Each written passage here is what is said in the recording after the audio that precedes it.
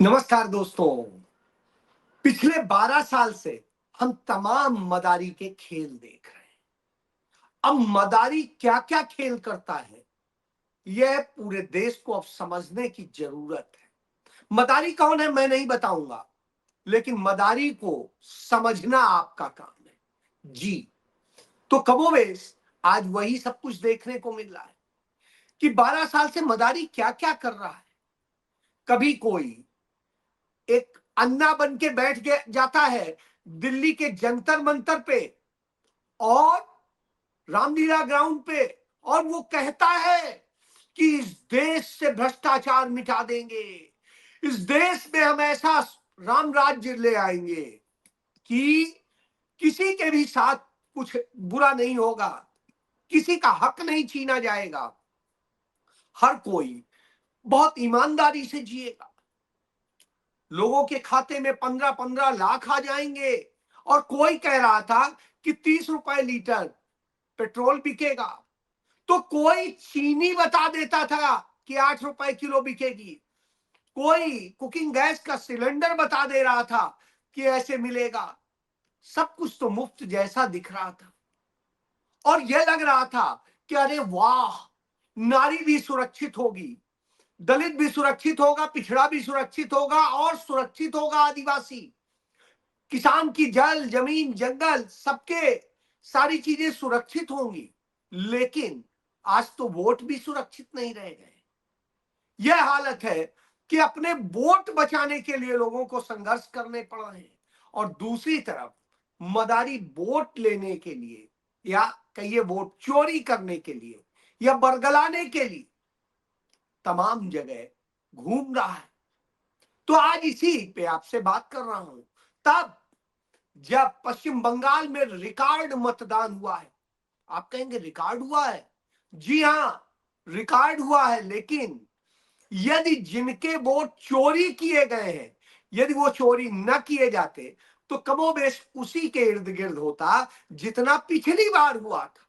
जी, 51 lakh vote काटे गए, 27 lakh vote तो वो है जो असल में बिल्कुल सही है, लेकिन उन्हें जबरदस्ती ट्रिब्यूनल में फंसा के रखा गया है, क्योंकि वो अल्पसंख्यक समुदाय के हैं, वो दलित समुदाय के हैं, वो पिछड़े समुदाय के हैं, वो आदिवासी समुदाय के हैं, उस वर्ग के हैं जो सबसे ज्यादा पीड़ित है।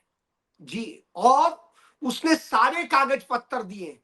उसमें तो तमाम सारे ऐसे लोग भी हैं जिनके जो चुनाव ड्यूटी कर रहे हैं, ऐसे लोग भी हैं जो जुडिशियरी में रहे हैं।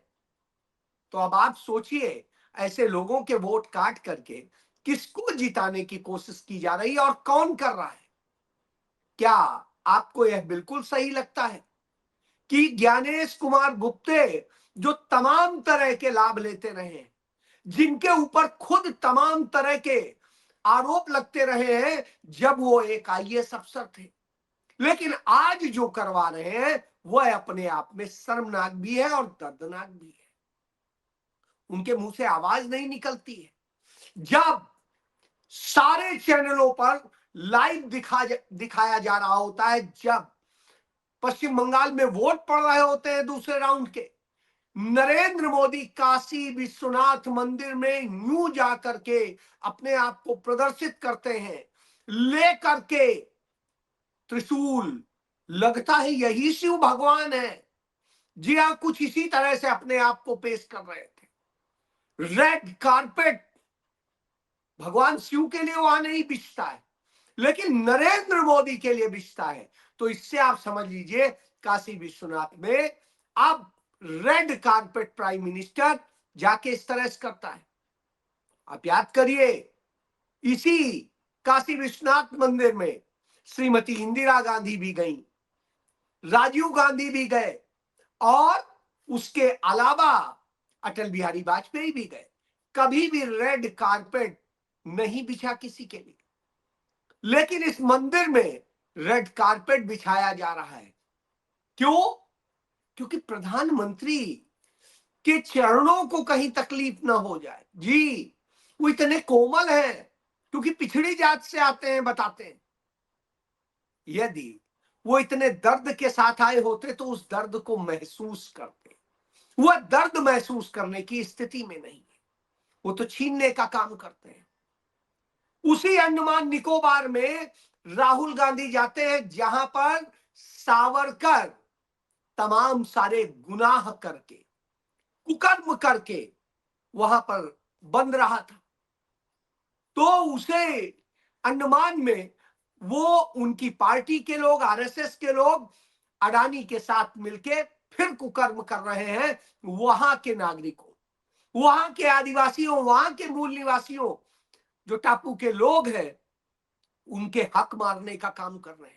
उनके जल, जमीन, जंगल को काटने और बर्बाद करने का काम किया जा रहा है। ये कमोबेश जो पर्यावरण है उसको भी नष्ट करने का काम किया जा रहा है। जब ये सब कुछ हो रहा हो तब आप कहें किसके लिए हो रहा है? इतना बेहतरीन वहां जंगल है, सब कुछ है और नेचुरल है, उसे काट करके, हजारों लाखों पेड़ काट करके अडानी के लिए अपना उनका साम्राज्य बनाना है। इसके लिए कर रहे हैं क्योंकि केंद्र शासित है, नरेंद्र मोदी और अमित शाह के सीधे अंडर आता है। तो राहुल गांधी जब वहां जाना चाहते थे तो उनको जाने से रोका जा रहा था, अनुमति नहीं दी जा रही थी। लेकिन पश्चिम बंगाल के चुनाव से वो निकल के वहां पहुंचे। राहुल गांधी ने वो जंगल भी दिखाए और बताया इस जंगल की क्या खूबी है। और राहुल गांधी वहां के लोगों से मिले और बोले आज मैं बोलने नहीं आया हूं, आपकी सुनने आया हूं, आपसे जानने आया हूं कि क्या आपकी तकलीफें हैं और कैसे कैसे हम उसको किस तरह से लड़ सकते हैं, उसके लिए आवाज उठा सकते हैं। तो जब राहुल गांधी ये कहते हैं, निश्चित रूप से बड़ी बात है। वहां के लोग इस बात को लेकर के बेहद खुश है कि कम से कम कोई राष्ट्रीय नेता उनके दर्द को जानने आया, यहां घूमने भ्रमण करने नहीं आया, उनकी वास्तविकता को जानने आया, वो यहां ड्रामे करने नहीं आया जी। तो वो सारे खुशी के साथ राहुल गांधी को अपनी बात शेयर करते हैं। लेकिन वहीं भारत देश के लिए दुख देने का काम नरेंद्र मोदी करते हैं, उनके लोग करते हैं। तो वह भी दिखाई दिया जो राहुल गांधी बार बार बताते हैं, आरएसएस का मतलब है राष्ट्रीय सरेंडर संघ। तो वह आज दिखाई दिया पूरी दुनिया के सामने। एससीओ की मीटिंग में हिस्सा लेने गए थे देश के रक्षा मंत्री के पद पर कार्यरत राजनाथ सिंह, जो भाजपा के अध्यक्ष भी रहे, यूपी के सीएम भी रहे और उनकी एक अच्छी नेता की छवि हुआ करती थी। लेकिन उन्होंने नरेंद्र मोदी के अधीन रह के यह स्थिति हुई, उन्होंने ही नरेंद्र मोदी का चयन किया था प्रधानमंत्री पद के कैंडिडेट के लिए, हालांकि आरएसएस के निर्देश पर ही किया होगा। तो वही राजनाथ सिंह जो यह चयन करते हैं आज उनके अधीन है, और उनके अधीन है तो एससीओ की मीटिंग में जाकर उस पाकिस्तान को क्लीन चिट दे देते हैं जिसे सालों साल से कांग्रेस ने एक आतंकवादी देश के तौर पर पूरी दुनिया में पेश किया था। वो यह तक नहीं बोल पाए कि पहलगाम में पाकिस्तान ने आतंकी हमला कराया है, वह यह नहीं बोल पाए कि पुलवामा में आतंकी हमला पाकिस्तान ने कराया था, पठानकोट में कराया था, बॉम्बे में कराया था, और देश के तमाम हिस्सों का वो जिक्र नहीं कर पाए। वो वह भी जिक्र नहीं कर पाए कि दिल्ली के लाल किले पर जो आतंकी हमला हुआ उसमें पाकिस्तान का कनेक्शन है, और ये सारी पाकिस्तान जो है इस तरह की घटनाएं कराता है। वो इसका जिक्र नहीं कर पाए कि पाकिस्तान में ही सारे आतंकी छिपे हुए हैं जिन्होंने इस देश के साथ में तमाम गुनाह किए हैं। चाहे 1989 में उस समय दिसंबर महीने में जो मुफ्ती मोहम्मद सईद की बेटी को किडनैप करके आतंकियों को छोड़ा गया था, हालांकि छोड़ने जाने वालों में भाजपा के ही नेता आरिफ मोहम्मद खान भी थे और उसके अलावा भी लोग थे। तो अब आप समझिए, उसके बाद 99 में जब मसूद अजहर सहित तमाम आतंकी छोड़े गए थे, तब भी भाजपा के ही नेता गए थे, अजीत डोभाल गए थे छोड़ने। तो वो यह नहीं बता पाते हैं कि आतंकवादी देश है पाकिस्तान, वहां से आतंकवादी गतिविधियां चलती हैं। तो वो वहां क्या कहते हैं, क्लीन चिट देते हैं कि कोई देश, कोई जाति, कोई धर्म, कोई कौम आतंकवादी नहीं होती है, कोई आतंकवाद ये नहीं करता है। तो साहब फिर करता कौन? आज तक जिस पाकिस्तान को आप लानतें दे करके देश के भीतर यह कह के आते रहे सत्ता में कि पाकिस्तान ने ये कर दिया, पाकिस्तान ने वो कर दिया, सबने ये कर दिया, और आज आप उसे क्लीन चिट दे रहे हैं। ये तो वैसे ही है जैसे नरेंद्र मोदी ने 2020 में जब चाइना के की सेना ने घुस करके हमारे 20 सैनिकों और एक कर्नल को मार डाला था, शहीद कर दिया था, बहुत बेहद दर्दनाक तरीके से मारा था, तब भी उन्होंने आके कहा था नहीं, न कोई घुसा है, न कोई घुसाया है, न कुछ है, न किसी के कब्जे में है। जबकि मेजर शैतान सिंह, जिन्होंने 1962 के युद्ध के दौरान नहीं जाने दी थी भारत की चौकी, जमीन पे कब्जा नहीं करने दिया था, चीन को मार के भगा दिया था, हालांकि वो अपनी पूरी टुकड़ी के साथ में शहीद हो गए थे, उनकी भी वो जो स्मारक था वो भी चीन के पास चला गया है। ऐसी स्थिति में बेहद दुखद लगता है कि नरेंद्र मोदी चीन को क्लीन चिट दे रहे हैं और राजनाथ सिंह पाकिस्तान, और इसी तरीके से सरेंडर मोदी लगातार खड़े हैं इजराइल और अमेरिका के साथ में, जिसका नतीजा ये होता है कि ब्रिक्स का जो सम्मेलन होता है भारत में, उसमें भी भारत की बेइज्जती हुई और भारत उसका अध्यक्ष है, उसके बावजूद बगैर किसी रेजोल्यूशन के वो मीटिंग खत्म हो गई, एक भी प्रस्ताव नहीं पारित हो पाया। क्यों? क्योंकि भारत झुका खड़ा था इजराइल और अमेरिका के पास, इसलिए यह तक नहीं हो सका। अब आप सोचिए, इस स्थिति में लाके भारत को खड़ा कर दिया है नरेंद्र मोदी ने और उनकी भारतीय जनता पार्टी, तब वो तमाम साजिशें रचते हैं, क्योंकि उन्हें जनता अब नहीं जिता रही है। तो जीतने के लिए वोट चोरी करना, वोट चोरी करने के लिए चुनाव आयोग का इस्तेमाल करना, भारत की तमाम संवैधानिक संस्थाएं और न्यायपालिका का इस्तेमाल करना, और यह सब खेल चल रहा है। और इसमें ऐसे अफसरान इस्तेमाल किए जा रहे हैं, कहने को तो वो संविधान कहता है लोक सेवक होते हैं, पब्लिक सर्वेंट, लेकिन वो उसी पब्लिक को मार रहे हैं।